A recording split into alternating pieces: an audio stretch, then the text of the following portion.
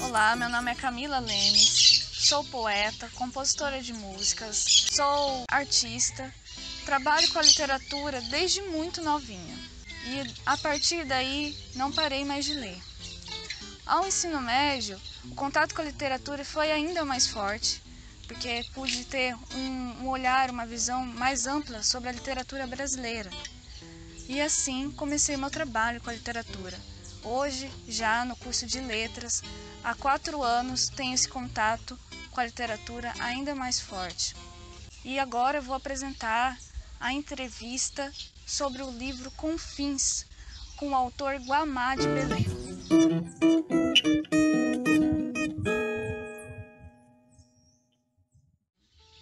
No livro, há passagens muito marcantes do Guamá de Belém. E isso soa de uma forma misteriosa. Ele não traz características tão assim específicas de quem é. Quem é Guamá de Belém?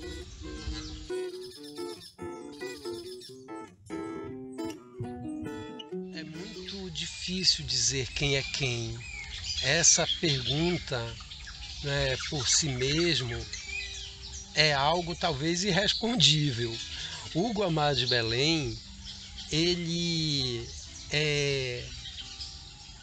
se forma ao longo do livro como personagem e autor do livro, mas talvez ele seja bem diferente do Guamá de Belém civil, em termos de tudo, porque seria uma transposição muito óbvia, né? Simplesmente reportar coisas da vida colocadas ali. É evidente que as coisas vividas passam por uma transformação quando elas vão para o livro. Então, claro que há aproximações e distâncias entre esse Guamá de Belém do livro, de Confins, e o Guamá de Belém civil. O Guamá de Belém do livro, ele se constitui ao longo dos próprios textos. Ele tem algumas características pessoais e tal, e no livro a arte se confunde com a vida. Essa relação da arte com a vida tem aproximações e distanciamentos, mas creio eu que é a própria leitura de Confins, do próprio leitor, que vai dizer quem é Guamá de Belém.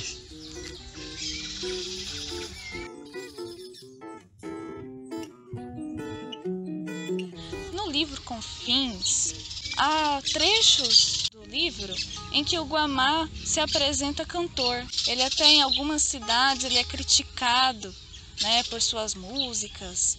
Então, quem é Guamá cantor? O Guamá cantor, ele tem uma iniciação como cantor no contexto escolar. A convivência com colegas artistas e a própria vocação dele para a arte aproximaram um grupo de colegas que trabalharam com teatro, com música e com outras formas de arte, com outras experiências artísticas. O Guamá de Belém cantor foi se constituindo com essas primeiras experiências com violão e voz,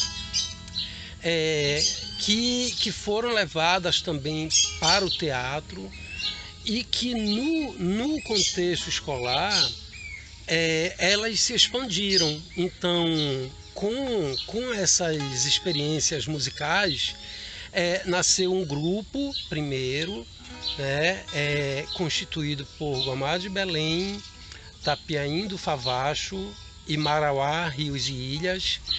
E esse grupo se formou e se apresentava na escola. Desse grupo se aproximaram algumas meninas, algumas colegas e tal, e o grupo foi crescendo. Essas meninas que se aproximaram chegaram ao número de 12 e formaram as 12 musas. Então, por isso a referência às 12 musas em Confins. Então nós temos o grupo, né, dos 3 cantores iniciais que se junta ao grupo das 12 musas. Inclusive há uma brincadeira no âmbito da escola, que saiu inclusive do âmbito da escola, de que as musas seriam 15, as 12 musas e mais os 3, né? Guamá, Tapiaim e Marauá. Então existe essa brincadeira. No início, principalmente o Tapiaim ficou aborrecido com ela, mas enfim, tudo isso faz parte de um fundo contextual do livro que só aparece em pequenos flashes e tal, né? E na verdade o grupo desenvolveu alguns trabalhos e esse grupo nunca se separou. Mesmo apesar de eventuais distanciamentos de alguns integrantes dessa trupe, né? O grupo sempre se constituiu como uma trupe. O grupo sempre foi bastante harmonioso e nunca se separou.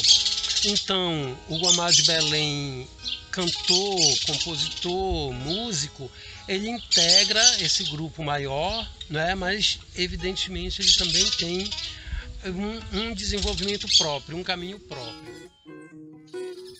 Guamá de Belém tem vários nomes, todos eles falsos, diversas biografias, todas elas enganosas, diversas obras, todas elas inexistentes. Cantor, compositor, ator, palhaço, dramaturgo, vagabundo, vaga um mundo, a caminho do caminho. Qual é a correlação da cultura mato-grossense com o livro Confins? Então, Mato Grosso aparece muito cedo na vida de Guamá de Belém.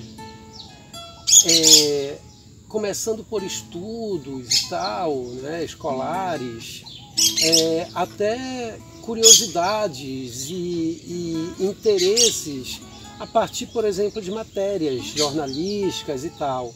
Então, Mato Grosso, na verdade, é algo bem anterior a Confins, e essa relação primária emerge no livro Confins, e quando é feita a viagem, né, saindo de Belém, no Pará, né, até Mato Grosso, que é uma viagem de ruptura, na verdade, várias coisas que eram prévias em relação a Mato Grosso são ou não confirmadas. Então, existe, na verdade, uma relação com Mato Grosso que é anterior. E aí, as viagens por Mato Grosso, elas são, primeiro, percepções das coisas mais imediatas e também de coisas distantes que retornam. São olhares atenciosos sobre diversas localidades dos municípios, por exemplo, comparações entre municípios, né? Comparações entre os municípios de Mato Grosso e os municípios do Pará, e também os municípios do Espírito Santo, do Rio de Janeiro, de São Paulo. Por que isso, né? Porque, na verdade, todas as viagens anteriores alimentaram, de alguma maneira, essa viagem, né, por Mato Grosso. E essas comparações ocorreram e, ao mesmo tempo, uma tentativa de perceber o que seria próprio, né, o que seria específico de Mato Grosso. Então, questões climáticas, né, questões físicas, a observação do Cerrado, do Pantanal, da Amazônia, dentro de Mato Grosso, tudo isso foi presencial. E tudo isso, ao mesmo tempo que foi uma espécie de contemplação e uma tentativa de compreensão das coisas, foi também um deslumbramento. Então, eu acho que Mato Grosso aparece em Confins como algo meio como que um amálgama né, de todas essas interrogações prévias, né? E como, digamos assim, as respostas que o próprio lugar dava às indagações do viajante. Estando em Mato Grosso, houve uma intenção de ler sobre Mato Grosso, sobre a história de Mato Grosso, livros de escritores mato-grossenses e tal. E um desses autores é Ricardo Guilherme Dick, que teve uma importância muito grande, porque o lado místico de Dick e uma visão bastante, digamos assim, distanciada da objetividade, mas que de alguma maneira era também uma captura de uma energia, né, no texto de Dick, foi uma referência e foi um desafio. Então, num determinado momento, eu persegui Dick, né? Fui visitar lugares mencionados por Dick. E, curiosamente, a narrativa de Dick menciona lugares que eu conhecia antes de ler Dick. Então, essa relação do conhecido com o desconhecido e com o trajeto físico, geográfico do próprio Dick foi também algo que gerou sentidos e efeitos de sentidos e tal, tanto na busca de alguns elementos sobre Mato Grosso, né, como no próprio texto de Confins. Então, não é à toa que Ricardo Guilherme Dick aparece, né, no livro Confins, e aparece mais uma vez. Guamá, você já falou quem é você, né? Agora queremos saber, no livro há trechos bem marcantes a respeito dos aspectos geográficos de Rondonópolis. O que isso acrescentou para escrever o livro Confins?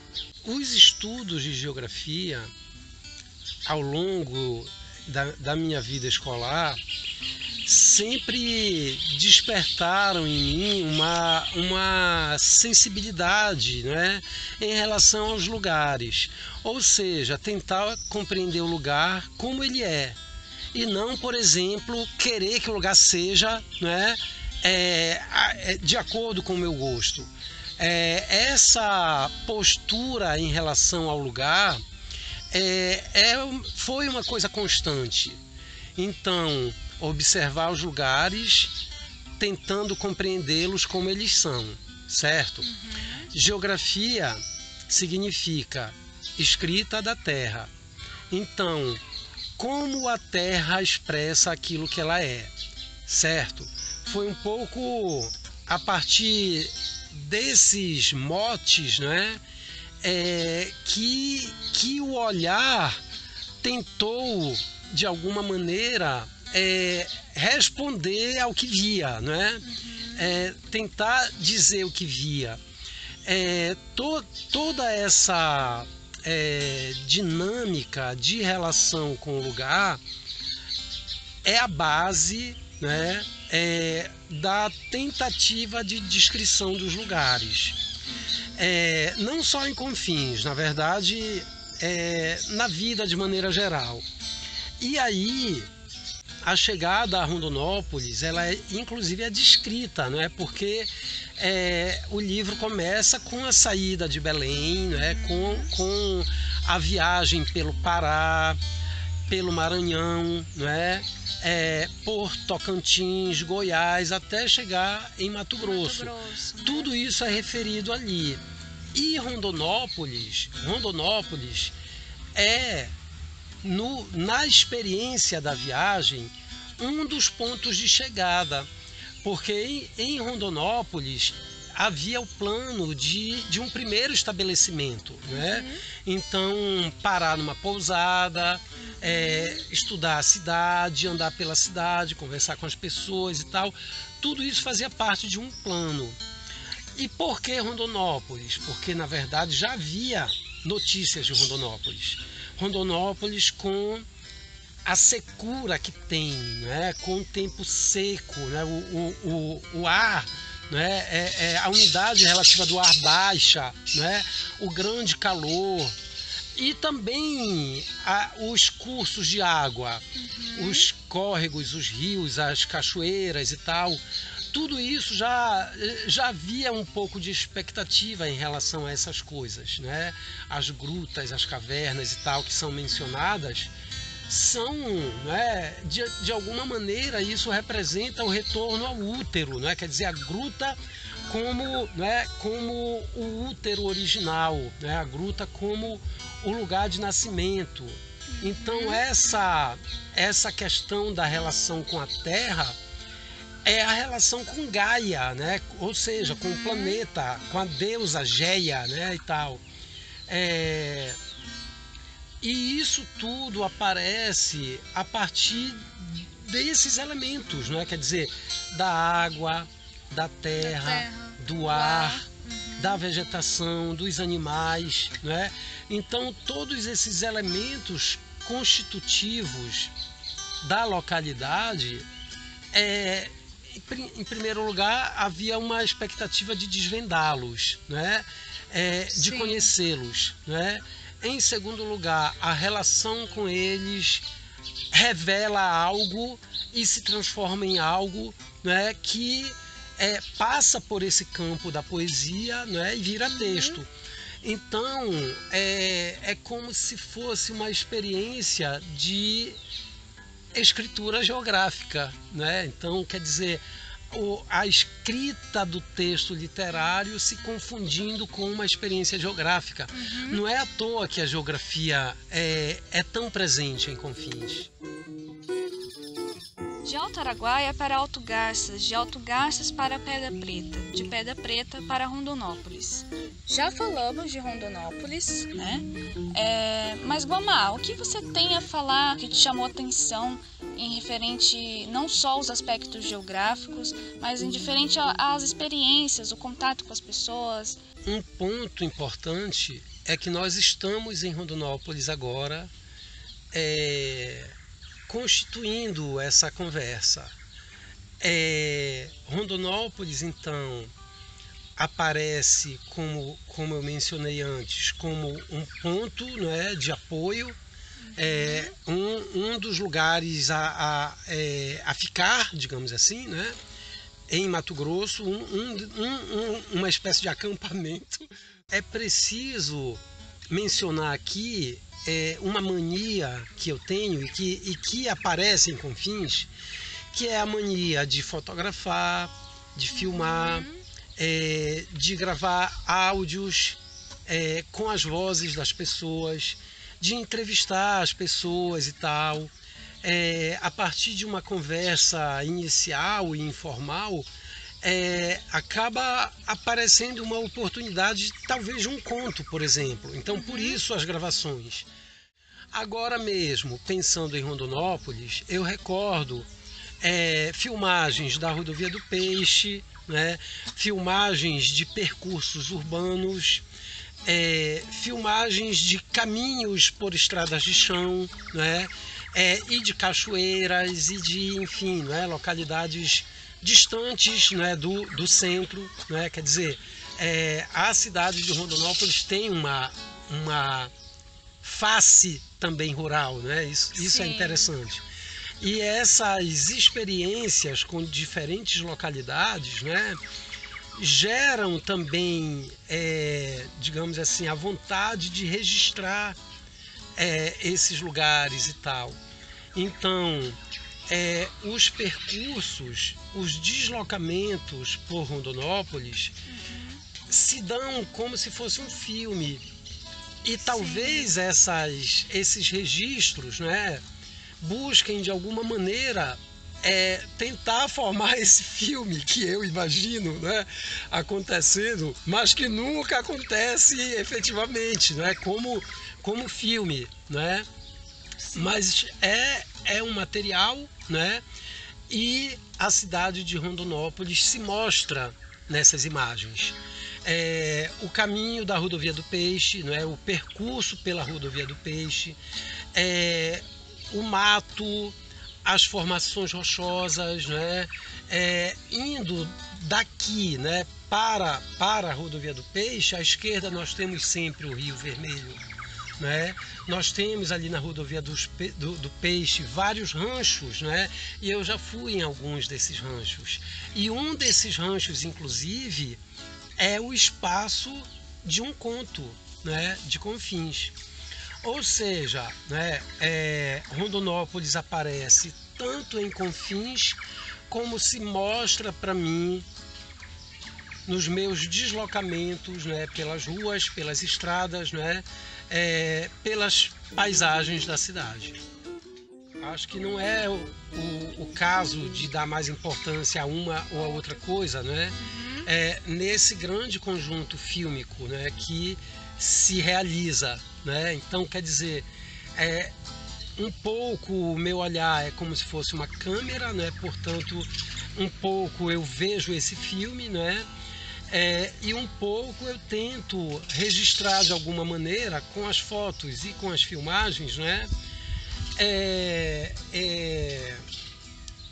Estilhaços, né? Estilhaços de toda essa imagem, né? que aparece para mim. Então, claro que as pessoas têm importância, né? Mas assim como uma árvore, assim como um pássaro, assim como uma formiga, né? Puxando um pouco para cá o Manuel de Barros, que dá importância às pequenas coisas, né? E que chama a atenção que elas são muito importantes e nós não podemos menosprezá-las, né? Então ele privilegia, né, uma lesma, um caracol, uma formiga, né? Porque justamente essas pessoas, essas coisas, né, a elas é dado pouco valor, né, no nosso dia a dia. Pouca importância, isso, né? aí. Então ele tenta recuperar, né, as coisas desimportantes. Formulando melhor, ele tenta recuperar a importância, né, esquecida das coisas desimportantes, né? Então acho que no grande quadro, né, no grande filme pensado, né, e no filme que se realiza, né, é esse conjunto de coisas que tem importância.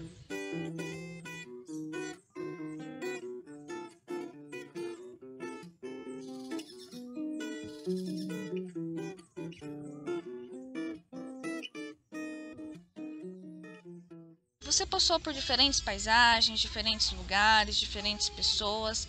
Qual é a sua relação com todo esse mundo? E qual que é o sentido que você quis trazer no livro Confins?